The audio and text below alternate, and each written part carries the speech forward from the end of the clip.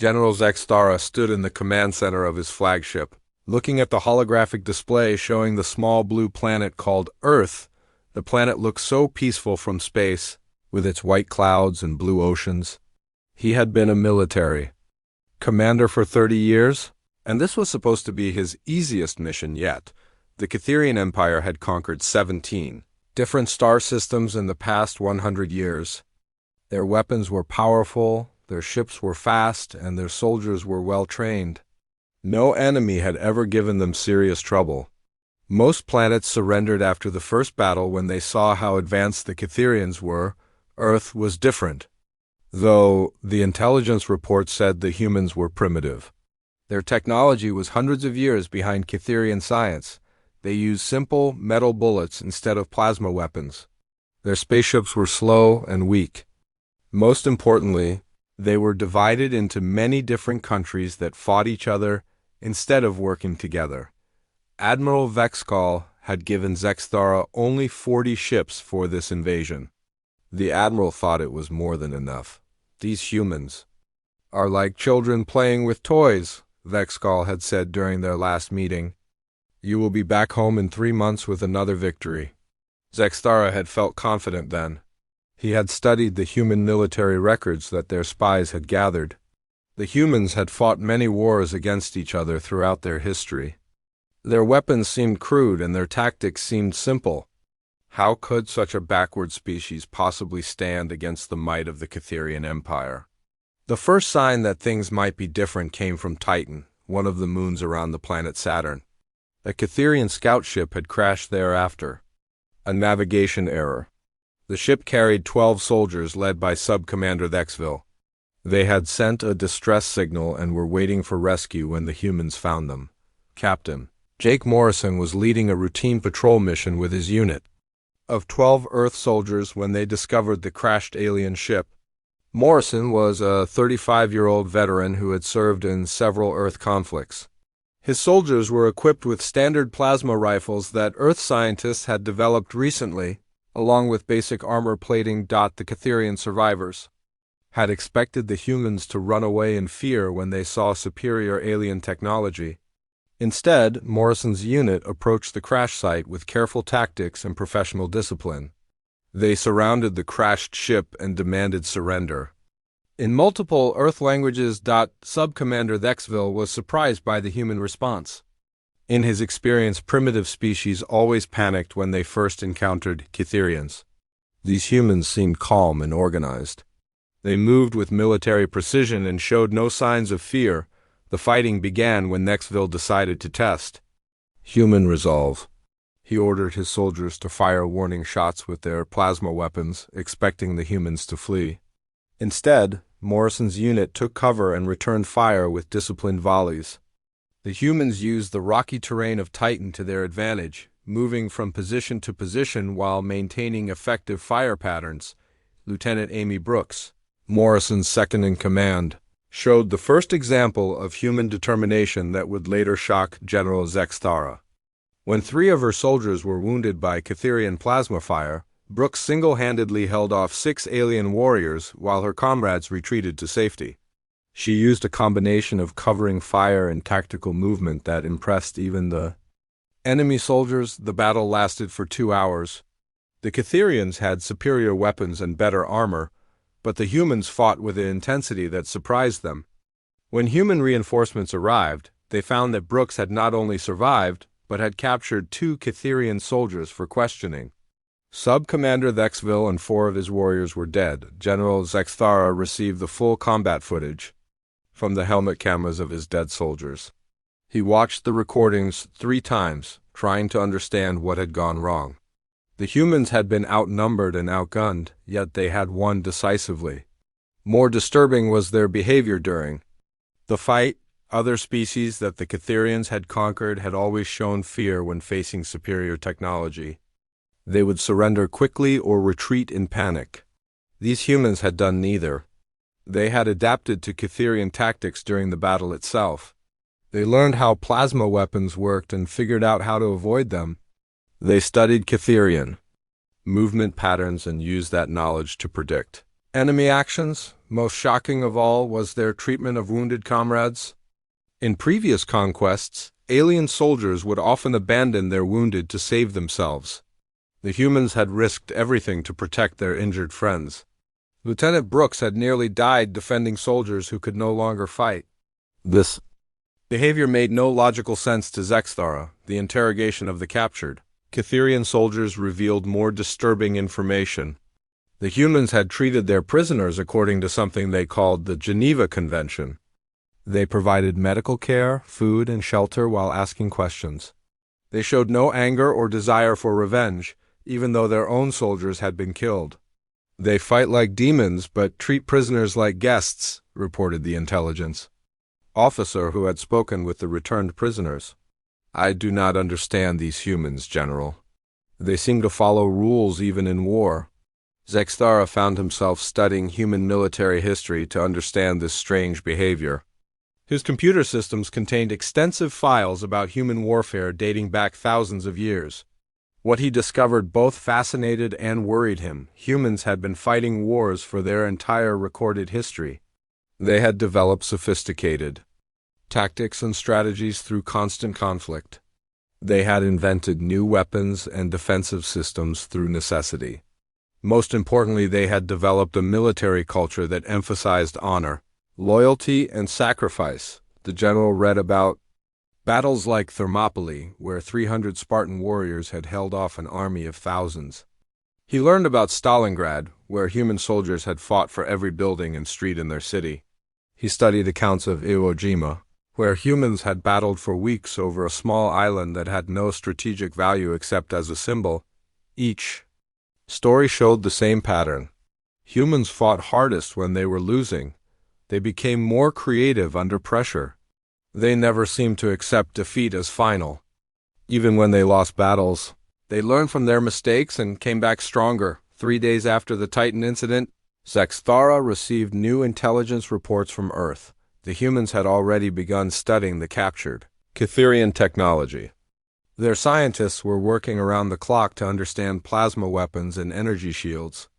Their military commanders were developing new tactics based on what they had learned from the first battle. Admiral Vexcall dismissed these reports when Zstara shared them. They are just frightened animals trying to understand their superiors.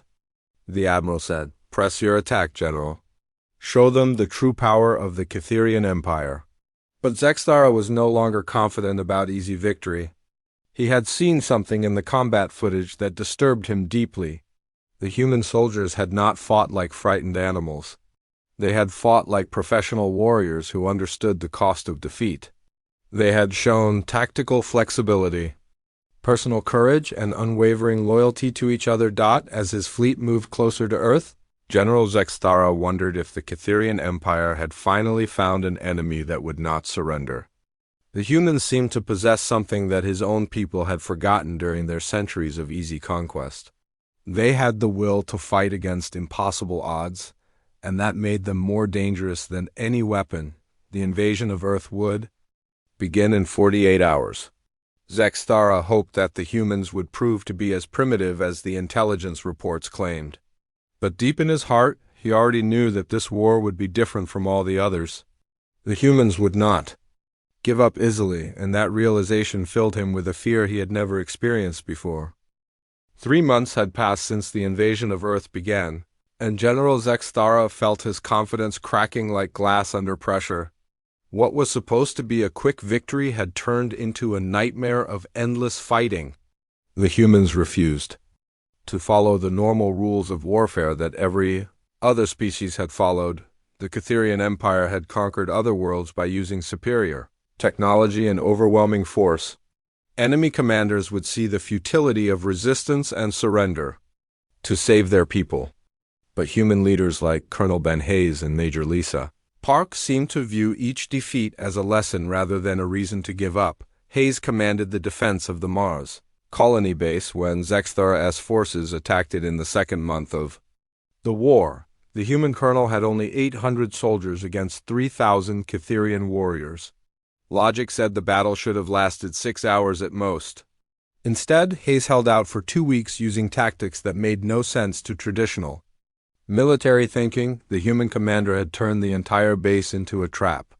Every corridor had hidden weapons. Every room could become a fortress. Hayes had studied the first battle reports and learned exactly how Catherian soldiers moved and fought. He used this knowledge to predict their attacks and counter them with devastating effectiveness.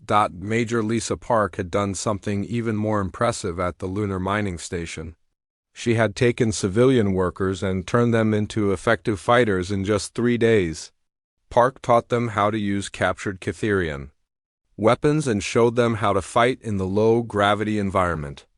When Zstara's forces attacked, they found themselves fighting not just soldiers but every human on the base. The general watched the battle recordings over and over, trying to understand how the humans kept winning against superior odds. They seemed to learn from every encounter. If the Catherians used a particular tactic once, the humans would have a counter-strategy ready the next time. They adapted faster than any species Zstara had ever seen, but the real shock came during the Battle of Europa Station. This was supposed to be the decisive engagement that would break human resistance once and for all. Zstara had brought his elite storm division, the finest soldiers in the Catherian military. These warriors had never been defeated in 40 years of conquest. The human defenders were led by Sergeant Ryan Cooper, a 28-year-old soldier who had been a construction worker before the war. Cooper had only 200 men defending a space station that should have fallen in hours.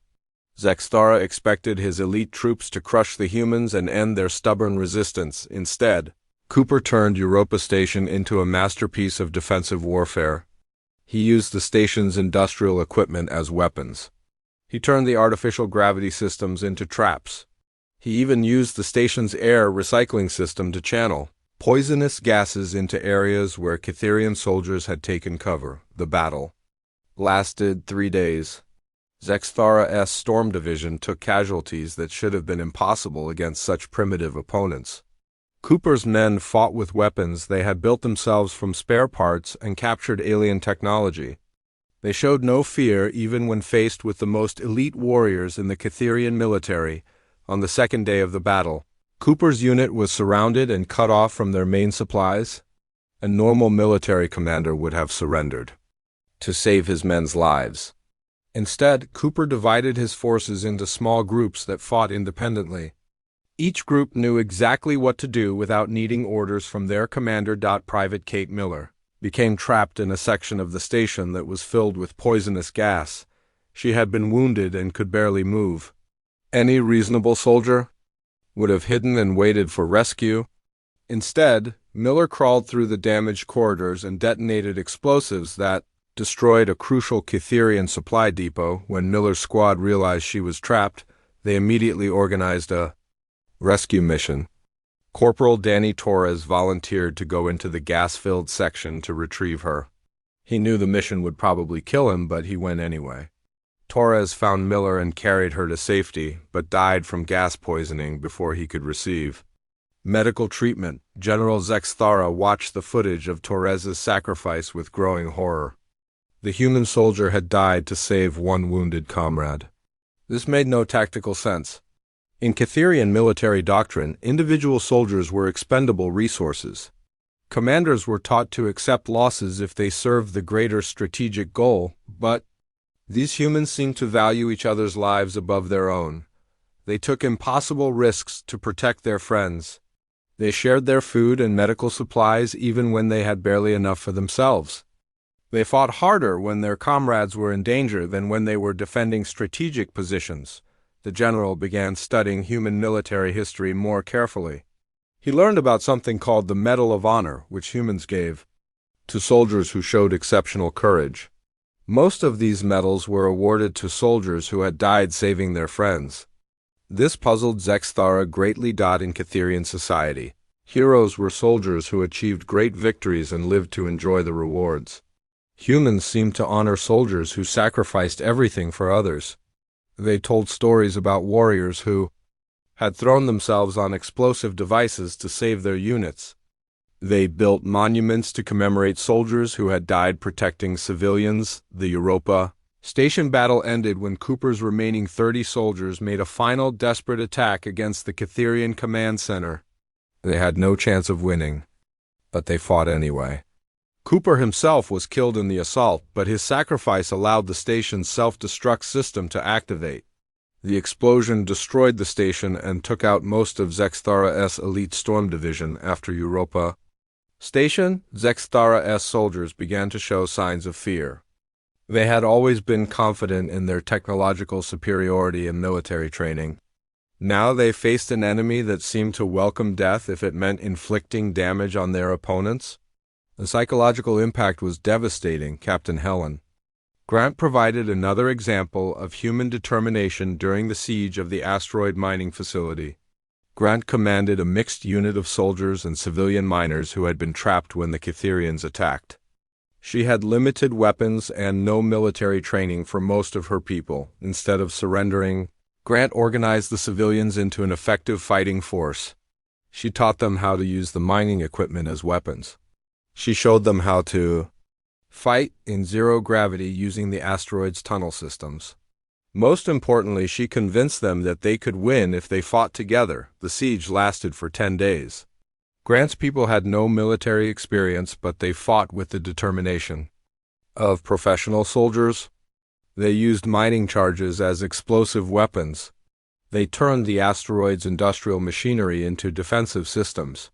They even used the low gravity to their advantage in ways that surprised the Catherian attackers. On the final day of the siege, Grant's position was completely surrounded. The Catherians offered to spare the civilians if the soldiers surrendered. Grant's response was to rig the entire facility with explosives and threaten to destroy it unless the aliens withdrew. She was not bluffing. The explosion killed Grant and most of her people, but it also destroyed 2 full companies of Catherian soldiers. The survivors reported that Grant had been smiling when she triggered the detonation. This behavior was completely alien to Catherian understanding of warfare. General Zstara found himself unable to sleep after receiving the reports from the asteroid facility. He had spent his entire career studying military strategy and tactics. He understood how to use superior technology and overwhelming force to achieve victory. But he had never encountered an enemy that seemed to grow stronger with each defeat. The humans were learning from every battle. They studied captured Catherian equipment and reverse-engineered it with frightening speed. They developed new tactics based on their observations of alien warfare. Most disturbing of all, they seemed to be enjoying the challenge of fighting. A superior enemy, Admiral Vexcall, continued to demand quick victory, but Zstara knew that the humans would never surrender easily. They had shown him something that no other species had possessed, the willingness to die for their beliefs. This made them more dangerous than any weapon in the Catherian arsenal. As his fleet prepared for the next phase of the invasion, General Zstara wondered if the Catherian Empire had finally found an enemy it could not defeat. The humans had proven that courage and determination could overcome technological superiority. They had shown that some things were worth fighting for regardless of the cost. The war was far from over, but Zstara already knew that victory would come at a price the Catherian Empire might not be willing to pay. The humans had changed the rules of warfare, and nothing would ever be the same again. The siege of New Geneva became the moment when General Zstara's understanding of warfare changed forever. The human city had been built on the shores of Lake Geneva on Earth, and it was supposed to be an easy target. The Catherian intelligence report said it was a center of human government with mostly civilian population and light military defenses. Commander Alex Turner had different ideas. Turner was a former Marine who had left the military to become a city planner before the war began. When the Catherians attacked Earth, he volunteered to organize New Geneva's defense. The city leaders thought they were getting a retired soldier to help coordinate evacuation plans. Instead, they got a tactical genius who understood both military strategy and urban planning. Turner had spent 3 weeks turning New Geneva into a fortress that existed on every level of the city. He placed weapons on rooftops and in basement tunnels.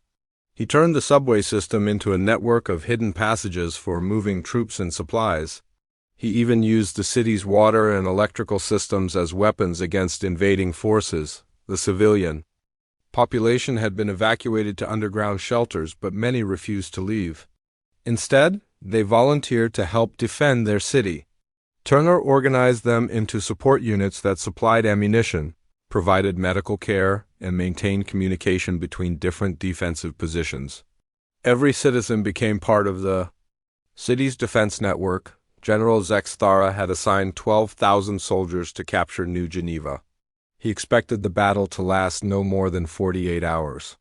The city had only 800 professional soldiers and perhaps 2,000 civilian volunteers. The Catherian advantage in numbers and technology should have made victory certain. The battle began at dawn on a Tuesday morning. Catherian dropships landed in the city's main squares and parks, expecting to establish secure landing zones quickly. Instead, they found themselves under attack from every direction. Buildings that looked empty contained hidden firing positions. Streets that seemed clear were filled with carefully placed explosive devices. Turner had studied every previous battle between humans and Catherians. He knew exactly how the aliens liked to fight and had prepared countermeasures for every tactic they might use. When Catherian soldiers advanced in their standard formation, they walked into kill zones where human defenders could attack them from multiple directions. The aliens tried to use their superior technology to break through human defenses. They brought heavy plasma cannons that could destroy entire buildings, but Turner had anticipated this. He had prepared alternate positions for his troops so they could abandon destroyed buildings and continue fighting from new locations. Private Joe Martinez became a legend during the second day of the battle. Martinez was a 19-year-old soldier who had joined the military only 6 months before the war began. He was assigned to defend a small apartment building that controlled access to one of the city's main bridges. When a full company of Catherian soldiers attacked Martinez's position, he was alone except for 2 wounded comrades who could barely move. Any reasonable soldier would have retreated to avoid being killed or captured. Instead, Martinez used the building's layout to his advantage and fought a running battle through its rooms and corridors. The young soldier had rigged the building with improvised explosive devices made from household chemicals. He led the Catherian soldiers through a maze of rooms where each door could hide a bomb or a sniper position.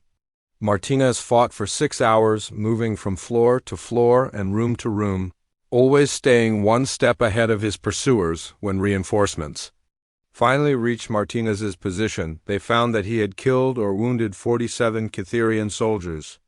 The building was completely destroyed, but the bridge remained under human control. Martinez had used his knowledge of the building's construction to turn it into a weapon against the invaders. Commander Turner's tactical brilliance became most evident during the third day of the battle. The Catherians had brought their most advanced weapons to break through the human defenses. They deployed energy shields that could stop conventional bullets and plasma weapons that could melt through concrete walls instead of retreating. Turner launched a coordinated attack that used the city's infrastructure as a weapon. He had spent weeks preparing the electrical grid to overload on command. When the Catherian energy shields were activated, Turner triggered massive power surges that destroyed the alien equipment and left their soldiers vulnerable. The water system had been converted into a delivery method for chemical weapons. Turner had filled the city's water pipes with industrial chemicals from local factories. When he opened the valves, the chemicals created toxic clouds that forced the Catherian soldiers to retreat to higher ground, where human snipers were waiting. Lieutenant Sarah Wilson commanded a unit of civilian volunteers who had been teachers, shop clerks, and office workers before the war. Wilson had been a high school history teacher who joined the military reserves as a weekend activity. She never expected to lead soldiers in real combat, but Wilson proved to be a natural leader who understood how to motivate people under extreme pressure. She organized her civilian volunteers into small teams that specialized in different types of warfare. Some became expert snipers who could hit targets from impossible distances. Others became demolition experts who could destroy alien equipment with homemade explosives. The most impressive thing about Wilson's volunteers was their willingness to sacrifice themselves for the greater good.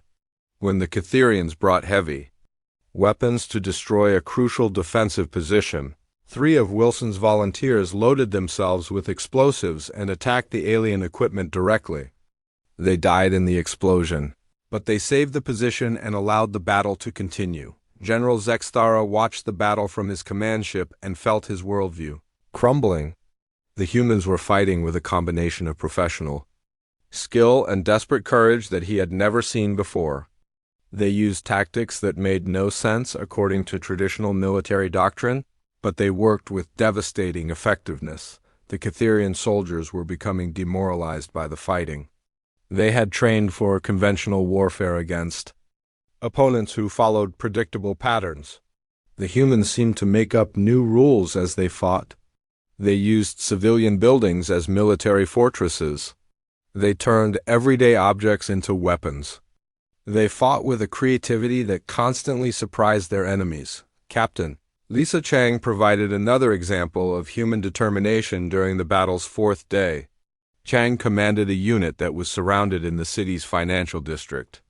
She had 50 soldiers and 100 civilian volunteers defending a group of office buildings against 500 Catherian warriors. Chang had turned the office buildings into a connected fortress by cutting holes through walls and creating hidden passages between floors. Her people could move through the buildings without being seen by the enemy. They could appear in any room to attack alien soldiers and then disappear before reinforcements arrived. The battle for the financial district lasted 18 hours. Chang's people fought room by room and floor by floor, never giving up ground, without making the enemy pay a terrible price. They used office furniture as barriers and computer equipment as improvised weapons. They even used the building's fire suppression systems to create smoke screens that confused the Catherian soldiers. When Shang's ammunition ran low, she organized her people for a final desperate attack. They charged out of the buildings and engaged the Catherian soldiers in hand-to-hand combat. Chang herself was killed in the fighting, but her sacrifice allowed the remaining defenders to escape and continue fighting from new positions. The siege of New Geneva lasted for 2 weeks. General Zstara's 12,000 soldiers fought against fewer than 3,000 human defenders. But the humans refused to surrender. They fought for every building, every street, and every room. They turned the entire city into a weapon against the invaders. When the battle finally ended, the Catherians had captured New Geneva, but the victory had cost them 8,000 soldiers killed or wounded. The human defenders had been wiped out, but they had inflicted casualties that shocked the Catherian military command. No enemy had ever fought so hard for so long against such overwhelming odds. General Zstara stood in the ruins of New Geneva and tried to understand what had happened. The humans had lost the battle, but they had won something more important. They had shown that courage and determination could overcome technological superiority. They had proven that some things were worth dying for. The psychological impact on Zstara's remaining soldiers was devastating. They had always believed that the Catherian Empire was invincible. Now they faced an enemy that seemed to welcome death if it meant inflicting damage on their opponents. The humans had changed the rules of warfare, and nothing would ever be the same again. As he surveyed the destroyed city, General Zstara realized that the war was far from over. The humans would never surrender easily, and every victory would come at a price that might be too high to pay. He had found an enemy that could not be defeated by superior technology alone, and that discovery terrified him more than any weapon ever could. The Battle of Armstrong Base on Luna became the moment when General Zstara's faith in his own cause finally shattered. The lunar mining facility had been converted into a fortress by Major Frank Peterson, a 42-year-old veteran who had served in 3 different Earth conflicts before the alien invasion began. Peterson commanded 800 defenders against Zstara's assault force of 5,000 elite soldiers. The numbers should have guaranteed a quick Catherian victory. Instead, the battle became a 2-week nightmare that would haunt Zstara for the rest of his life. The lunar base had been built deep underground to protect the miners from radiation and meteor strikes. Peterson had used this design to create a defensive system that turned every tunnel into a killing field. He had spent months preparing the facility for siege warfare, studying how the Catherians fought, and planning counters for every possible attack. The defenders were a mixture of professional soldiers and civilian volunteers who had been mining workers before the war. Peterson had trained them to fight in the low-gravity environment of the moon. They learned to use the reduced gravity to their advantage, moving through the tunnels with an agility that surprised their alien opponents. Sergeant Mike Davis became famous during the first week of the battle. Davis was a former mining engineer who had joined the military when the war began. He knew every tunnel and shaft in the Armstrong base facility. When the Catherians tried to infiltrate through the mining tunnels, Davis was ready for them. Davis had rigged the tunnel system with explosive charges that could seal off entire sections of the base. He led small teams of soldiers through maintenance shafts that were too narrow for the larger Catherian warriors to follow. His people could appear anywhere in the tunnel system, attack the enemy, and disappear before reinforcements arrived. The fighting in the tunnels was brutal and personal. The narrow passages meant that superior alien technology was less effective. Plasma weapons were dangerous to use in confined spaces. Energy shields were useless in tunnels where enemies could attack from multiple directions. The humans had turned the battlefield into a place where courage and determination mattered more than advanced equipment. Major Peterson showed his tactical genius during the second week of the battle. The Catherians had brought drilling equipment to create new tunnels that would bypass the human defenses. Peterson had anticipated this strategy and prepared a counterattack that shocked the alien commanders. When the Catherian drilling teams broke through into the lower levels of the base, they found themselves in a maze of interconnected chambers that Peterson had prepared specifically for this moment. Each chamber contained hidden weapons and defensive positions. The humans could move between chambers through passages that only they knew about. The drilling teams became trapped in Peterson's maze. They could not retreat because the tunnels behind them had been sealed with explosives. They could not advance because every forward movement led them deeper into the trap. The humans picked them off one by one, using their knowledge of the facility's layout to attack from unexpected directions. Private Jenny Clark provided another example of human determination during the tunnel fighting. Clark was a 23-year-old soldier who had been a college student before the war. She was assigned to defend a crucial junction where three main tunnels met. Her position controlled access to the base's power generation facility when a full platoon of Catherian soldiers attacked Clark's position. She was alone except for two wounded comrades who could barely move. The logical response would have been to retreat and call for reinforcements. Instead, Clark decided to make her stand at the tunnel junction. Clark had prepared her position with improvised weapons made from mining equipment. She used explosive charges designed for breaking rock to create deadly traps. She turned the tunnel's lighting system into a weapon by overloading the electrical circuits to create blinding flashes that disoriented the enemy soldiers. The battle for the tunnel junction lasted 8 hours. Clark fought with a combination of professional skill and desperate courage that impressed even her enemies. She used the tunnel's narrow confines to force the Catherian soldiers to attack her one at a time. She made each enemy advance cost them casualties they could not afford. When reinforcements finally reached Clark's position, they found that she had killed or wounded 31 Catherian soldiers. The tunnel floor was covered with alien bodies, but the junction remained under human control. Clark had been wounded 4 times during the fight, but she had never considered surrendering. General Zstara decided to personally lead the final assault on Armstrong base. He had watched his elite soldiers struggle against human defenders for 2 weeks. He could not understand how primitive humans could fight so effectively against the most advanced military in the galaxy. The general brought his personal guard unit and the most powerful weapons available to the Catherian military. He was determined to break the human resistance and prove that technological superiority would always triumph over primitive courage. The final assault was supposed to end the battle within hours.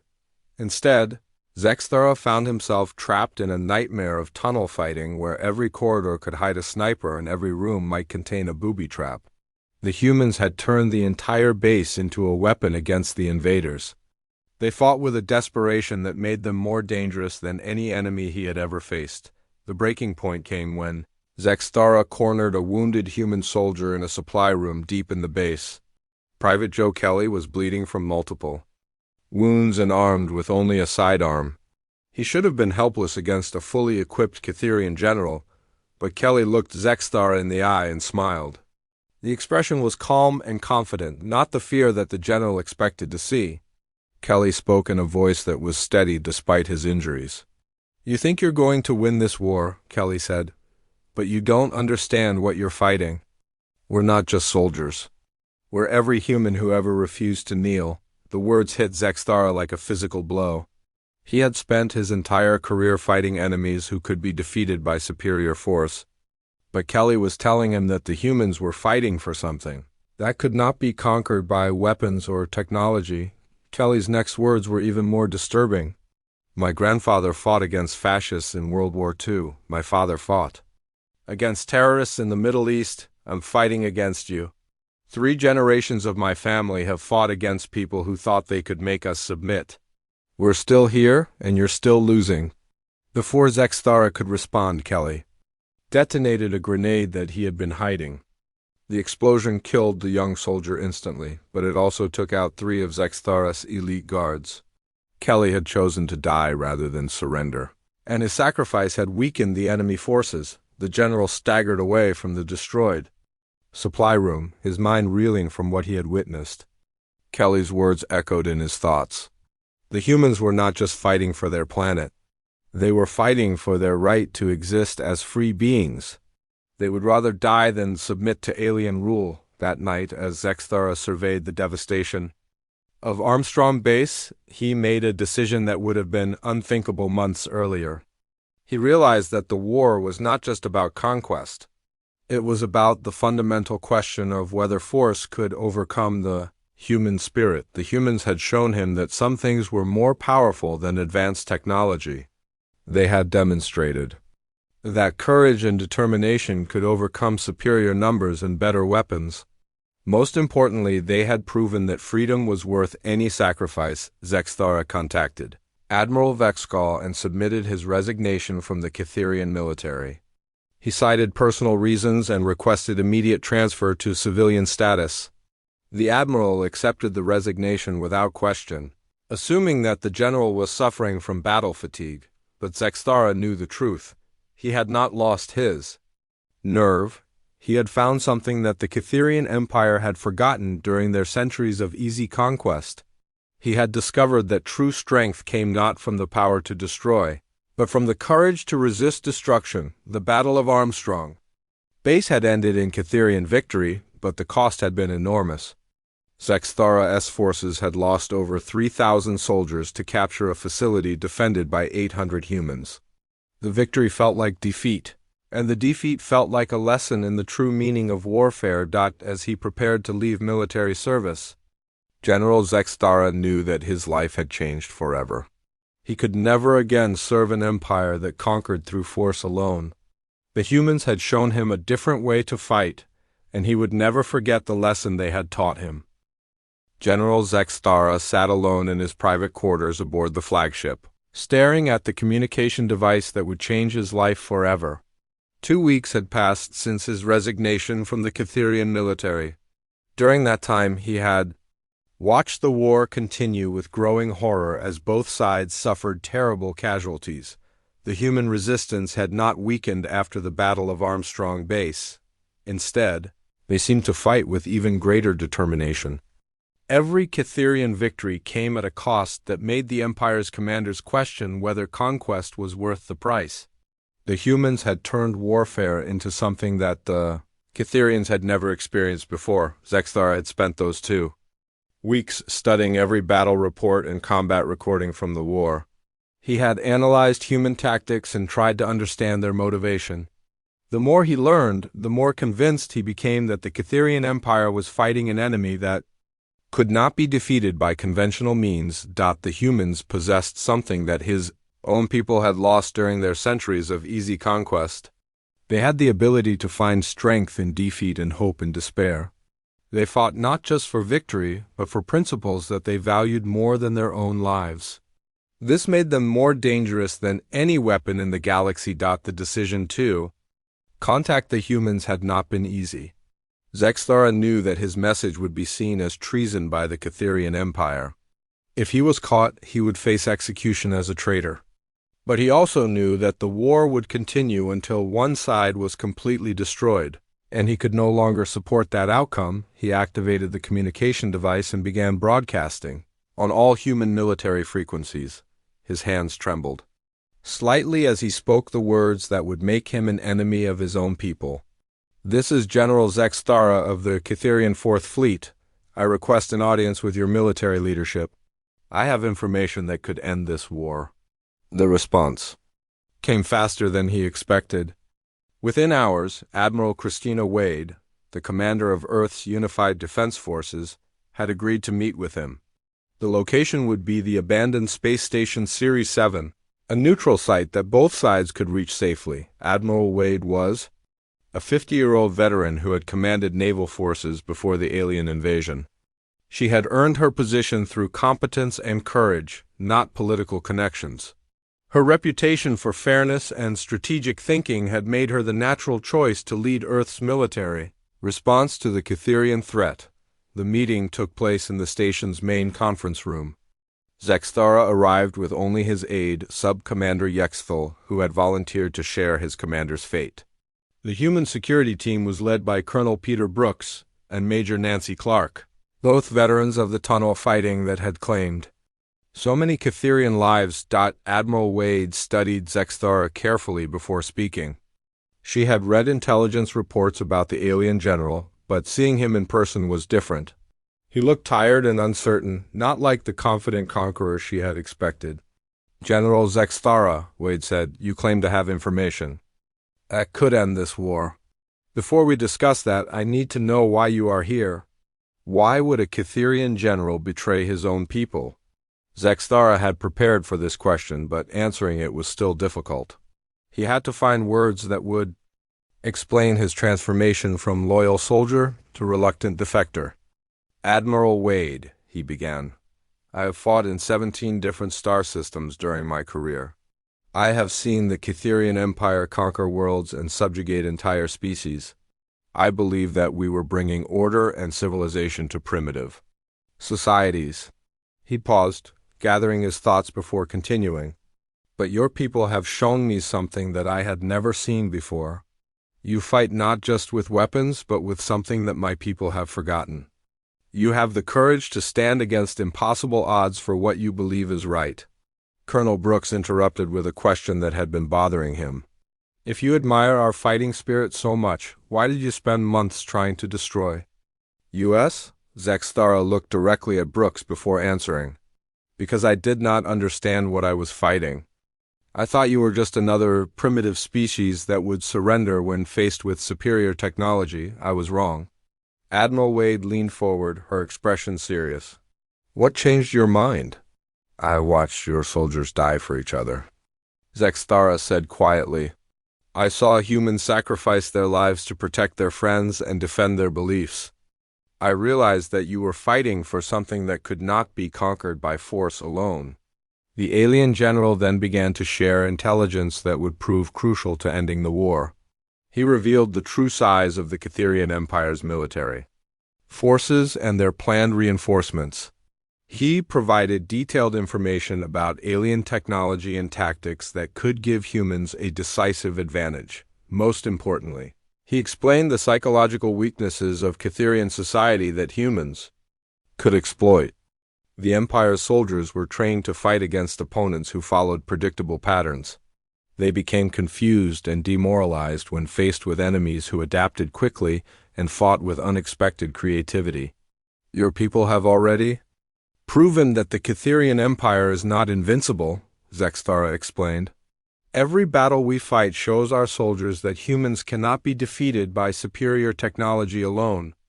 This is destroying the confidence that has made our military effective for centuries. Major Clark asked about the possibility of a negotiated peace. Zstara explained that the Catherian High Command would never accept defeat from a species they considered primitive. But he also revealed that many younger officers were beginning to question the war's purpose and cost. The intelligence that Zstara provided proved to be incredibly valuable. Human forces began using their new knowledge to disrupt Catherian supply lines and communication networks. Operations led by commanders like General Robert Kim and Colonel Martha Stone successfully targeted the alien military's weakest points. The war's turning point came when human forces launched a coordinated attack on 3 different Catherian supply bases simultaneously.